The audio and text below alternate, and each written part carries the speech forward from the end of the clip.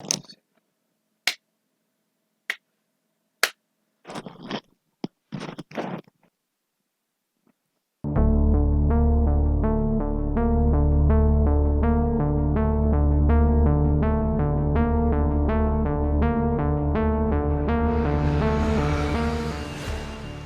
and welcome. In today's episode I wanted to talk about horror, specifically the slasher genre. With each decade there is a genre that is overdone. For example, in the 50s that was westerns and combining genres like western musicals. Halloween was the first indie flick to get national attention and to be distributed worldwide with the budget of a mainstream production. The film's budget was around $300,000 and made $57 million at the box office. Halloween. Peekaboo. Peekaboo. Peekaboo. Peekaboo. Peekaboo. Peekaboo. I see you. If this was made in 2008, the takings would be equivalent to $150 million. The franchise would go on to create 13 more movies, some rebooting the film, and most recently in 2018, a sequel to the original film set years later. After the success of Halloween, everyone wanted a piece. Next in line to become a cult classic was Friday the 13th, released in 1980 with a budget of $700,000 and making $59.8 million at the box office. Now it will only have a rating of 6.5 and a Metascore of 22. Next up in 1981 was My Bloody Valentine. My Bloody Valentine tells the tale of a decade-old folk tale when the killer only kills on Valentine's Day. This film is based around the trope that if you have sex in a horror film, you die. To give you perspective on how many slasher films were made in this time, there was The Mutilator, I'm coming to get you.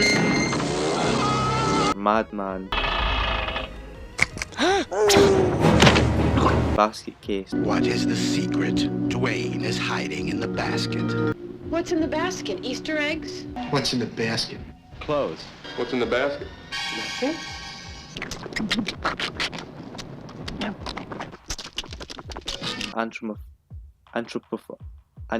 Anthropophagus. The House of Sorority Row, A certain kind of girl joins Pi Theta sorority.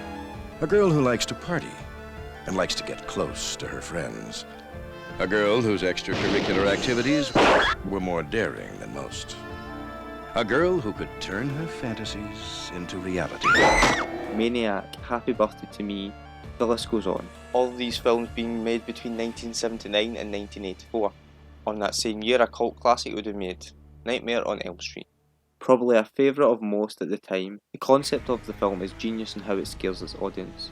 Not being able to sleep isn't something you can run away from. Directed by Wes Craven, the budget of the film was around $1.8 million and made $57 million worldwide. The room in this scene here had to be built to rotate and have everything be bolted down to ensure continuity.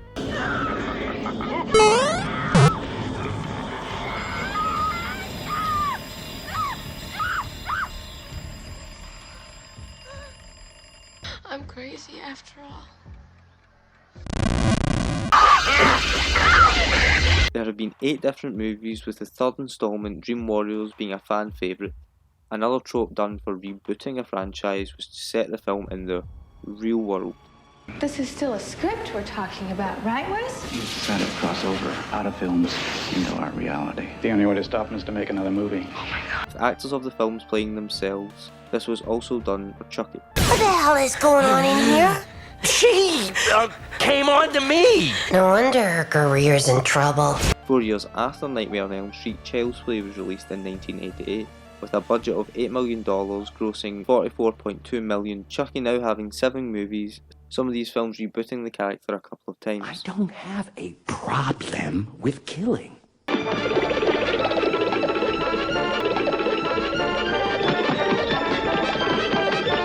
Some might say the first slasher was done by Alfred Hitchcock with Psycho. Comparing Friday the 13th and Psycho, they both use a mother-type figure as their villain. Not all slashers did well at the box office, but some would become cult classics for all the wrong reasons. For example, one of these films was Silent Night, Deadly Night Part 2. The logline for the film is, the now adult Ricky talks to a psychiatrist about how he became a murderer after his brother Billy died, which leads back to Mother Superior. this day! Huh? No!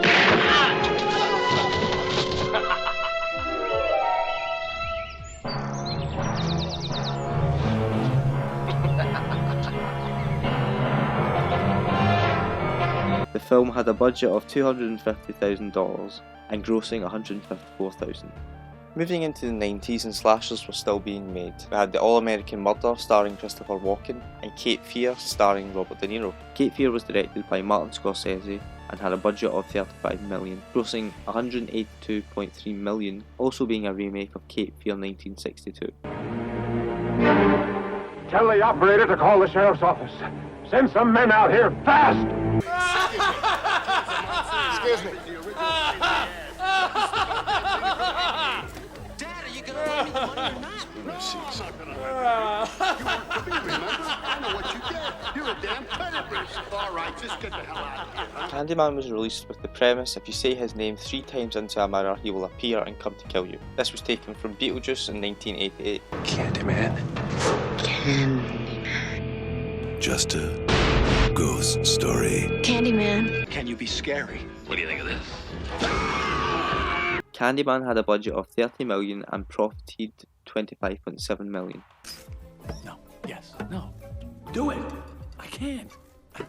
How should I start it? You like jazz? That was a little weird. Tony Todd's the main villain apparently had in his contract that every time he was stung by a bee, the production company would have to pay him $1,000 on top of his fee for the film. He was stung 23 times during the filmmaking process. A film that parodied the slasher genre was Scream. First screening in 1996, the film uses every horror film trope it can, while being meta. There are certain rules that one must abide by in order to successfully survive a horror movie. For instance, number 1. You can never have sex. Number 2, you can never drink or do drugs. And number 3, never, ever, ever, under any circumstances say, I'll be right back. Because you won't be back. I'm getting another beer. You want one? Yeah, sure. I'll be right back! With 3 movies, the franchise all in has made $331 million and now has its own Netflix original series. Hello? I'm sorry, I guess I dialed the wrong number. So why'd you dial it again? To apologize. You're forgiven. Bye now. Wait, don't hang up.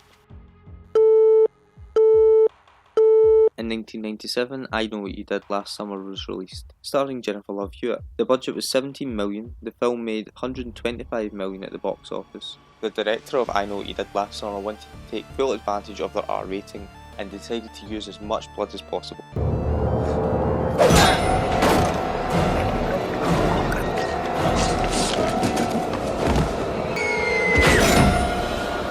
What are you waiting for? What am I waiting for? What am I waiting for?